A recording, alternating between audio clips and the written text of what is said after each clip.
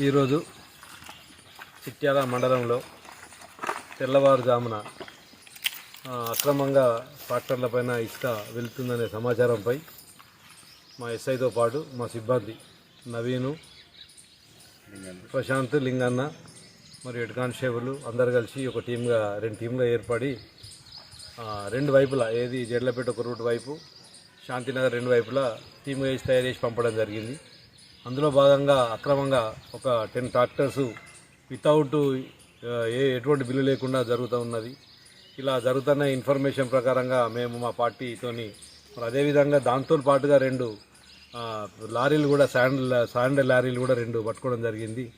ఇవన్నిటిపైన case register చేసి concerned mining వాళ్ళకు కానీ మరి తర్వాత ఏదైతే ఉన్నదో దానికి సంబంధించినటువంటి వితౌట్ నంబర్ ప్లేట్లు ఉన్నాయి, వితౌట్ డ్రైవింగ్ లైసెన్స్ ఉన్నాయి, ఇవన్నిటి మీద రాసేసి కఠినమైన చర్య తీసుకుంటాం. అదేవిధంగా చిట్యాల మండలంలో ఎటువంటి వాగులో కానీ మరి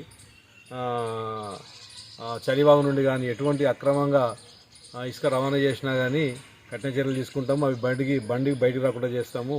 దానికి సంబంధించిన సస్పెక్ట్ షీట్లు కూడా ఓపెన్ చేస్తాం. మరి దయచేసి గ్రామ ప్రజలు గమనించాలి. అనవసరంగా ఇష్టం ఉన్నట్టు అక్రమంగా ఇసుక తరలిస్తే కఠినమైన చర్యలు తీసుకుంటాము. ఇది మా పోలీసు వారి హెచ్చరిక.